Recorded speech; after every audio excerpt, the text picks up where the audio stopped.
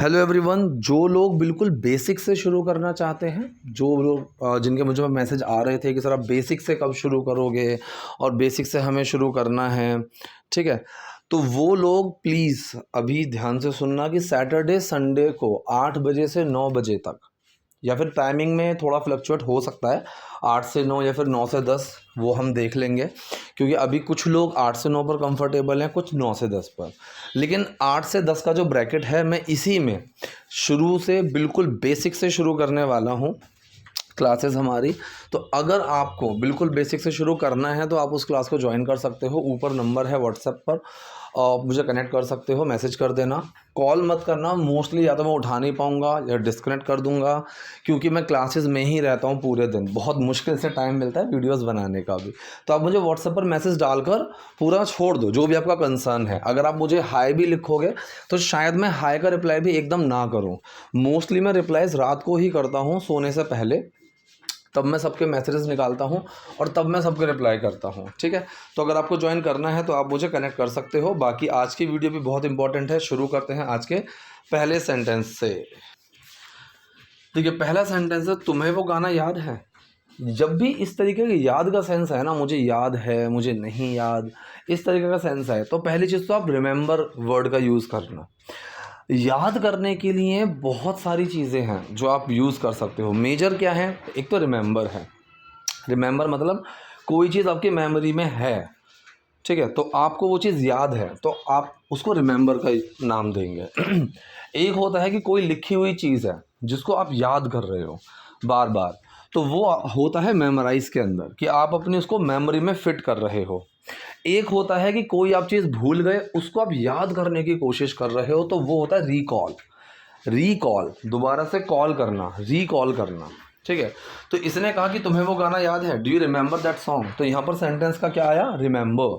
So do you remember that song, क्या वो गाना तुम्हें याद है जिस गाने पर हम नाचते थे। अब देखो, कोई काम हम किया करते थे, ठीक है। ऐसे सेंटेंसेस में आपके पास 3-4 चीज़ें हैं जो आप यूज़ कर सकते हो। वैसे मैंने क्लास के अंदर भी स्पेसिफिकली बताया है कि कहाँ पर क्या चीज़ लगती है, लेकिन मोटा मोटा मैं भी आपको समझा देता हूँ। हम नाचा करते थे या फिर हम नाचते थे, तो यहाँ पर हम यूज़ टू का इस्तेमाल करेंगे। आप यहाँ पर यूज़ टू कर सकते हो, आप यहाँ वुड का यूज़ कर सकते हो, ठीक है। यूज़ टू आ जाएगा, यहाँ पर वुड आ जाएगा, यहाँ पर सेकंड फॉर्म भी आ जाएगी, नॉर्मल। कुछ इनमें हल्का हल्का सा फ़र्क होता है जो हमने क्लास में डिस्कस किया है। फिलहाल आप इन तीनों को ऑल्टरनेटिवली अगर नहीं समझ में आए तो यूज़ कर सकते हो।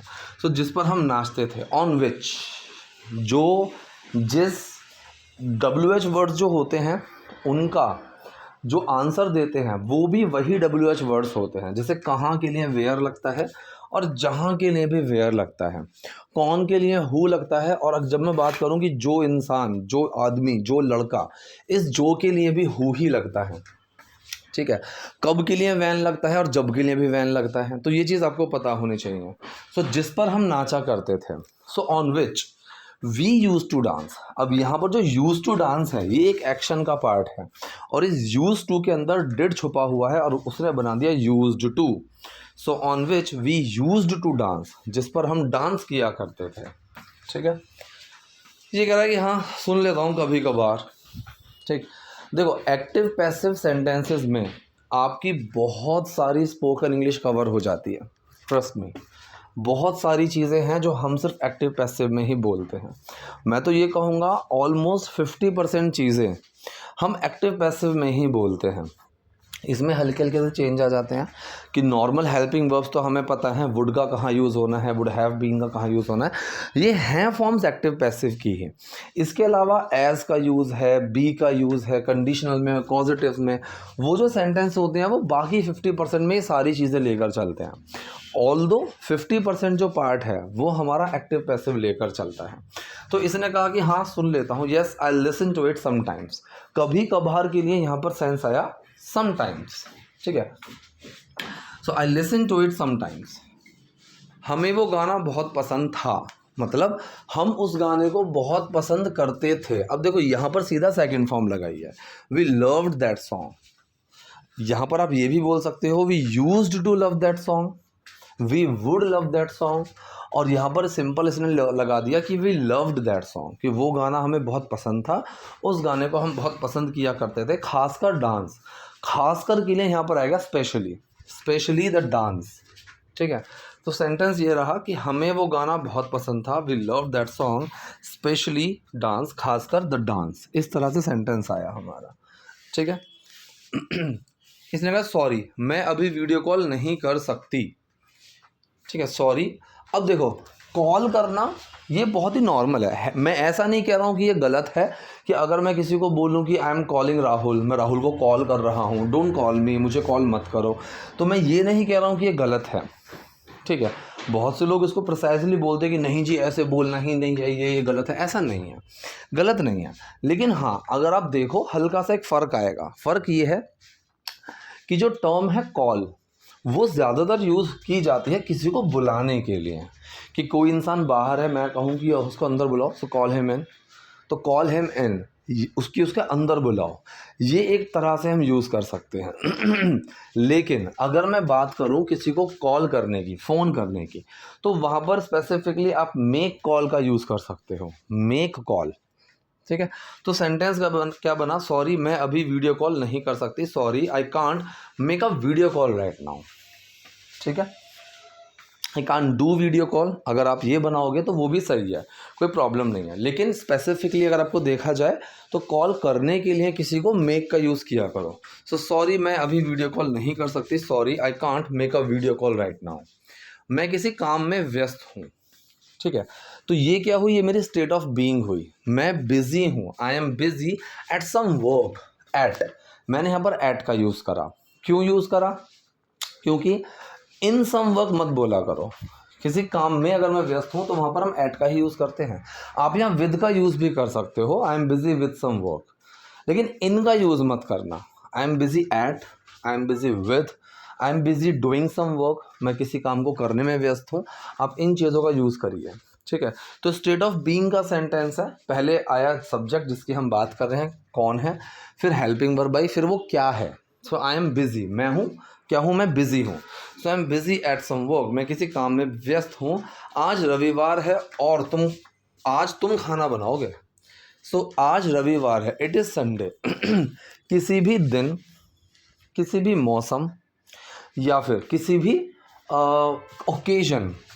ठीक है, संडे मंडे हो गया, कोई ओकेजन हो गया, या फिर कोई भी मौसम की बात हो गई, ऐसे सेंटेंसेस में आप इट की हेल्प लिया करो, आप वहाँ पर इट का यूज़ किया करो।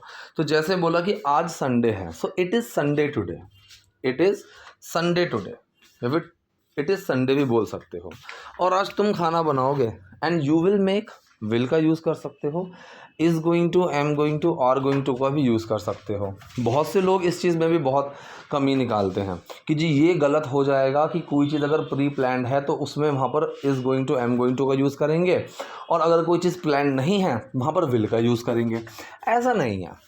ठीक है, मतलब स्पोकन में दोनों चल जाते हैं। हाँ, बहुत ज़्यादा प्रिसाइजली देखोगे तो यही मीनिंग निकलेगा कि अगर मैंने कल का कोई प्लान बनाया हुआ है और मैं ये बोलूँ कि कल, अब जैसे हिंदी है, हिंदी में मैंने कहा कि मैं ये कल करने वाला हूँ, या फिर मैं ये कल करूँगा। ठीक है, मैं तो कल भाई अपने दोस्त के साथ पूरा दिन बिताने वाला हूँ, या फिर मैं कल पूरा दिन अपने दोस्त के साथ बिताऊँगा। इन दोनों में ज़्यादा कुछ फ़र्क थोड़ी नहीं आया, बोलने का फ़र्क आया, यही इंग्लिश के अंदर है। ठीक है, so I am going to spend, या फिर आई विल स्पेंड। तो ऐसी चीज़ों पे मत जाया करो कि यही होगा, इस तरीके से क्या होगा, आप कंफ्यूज हो जाओगे। ठीक है, ऐसा कुछ भी नहीं है। जैसे हिंदी है एक लैंग्वेज, वैसी इंग्लिश भी है एक लैंग्वेज। ठीक है, बस मैं ये चीज़ के लिए आपको मोटिवेट करता हूँ, इस चीज़ के लिए मैं आपको थोड़ा सा पुश करता हूँ कि आप सही बोलो, लेकिन ऐसा नहीं है कि बिल्कुल ही एक एक छोटी छोटी सी बारीक चीज़ों पर जाकर कन्फ्यूज हो जाओ, वो भी तरीका ठीक नहीं है। So it is Sunday and you are going to make food today, या फिर you will make food today, दोनों चलेंगे। इसने कहा सुमित शायद आज मुझे आने में देर हो जाए, या फिर शायद आज मुझे देर हो जाएगी। ठीक है, इस शायद के लिए बात प्रेजेंट की है, फ्यूचर की है, पास्ट की है, कोई भी है। वैसे तो हमने मॉडल्स में कई तरीके सीखे हैं।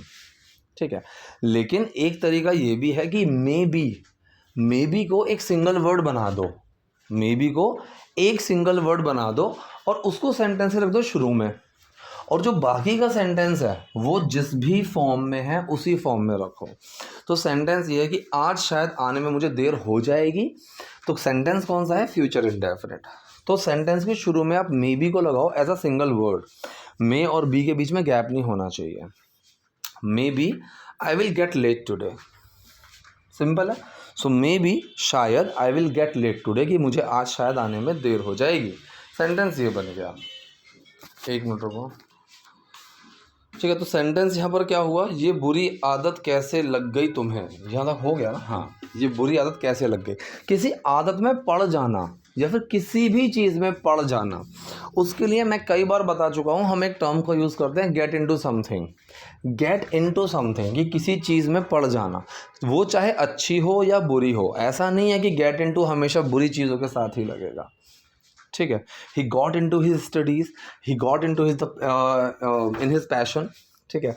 आई got into teaching line, मैं टीचिंग लाइन में ही घुस गया हूँ, मैं टीचिंग लाइन में ही पड़ गया हूँ, इस तरह से। तो वहाँ पर हम गेट इन टू का यूज़ करते हैं। सो ये बुरी आदत कैसे लग गई तुम्हें, how did you get into, how did you get into this bad habit, कि इस बुरी आदत में तुम कैसे पड़ गए। सेंटेंस बना इस तरह से।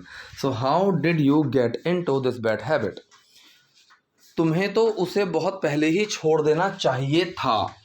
सलाह जब दें पास्ट के बारे में कि तुम्हें ऐसा कर देना चाहिए था जो आपने नहीं किया, तो ऐसे सेंटेंसेस में हम क्या करते हैं, should have plus third form का यूज़ करते हैं।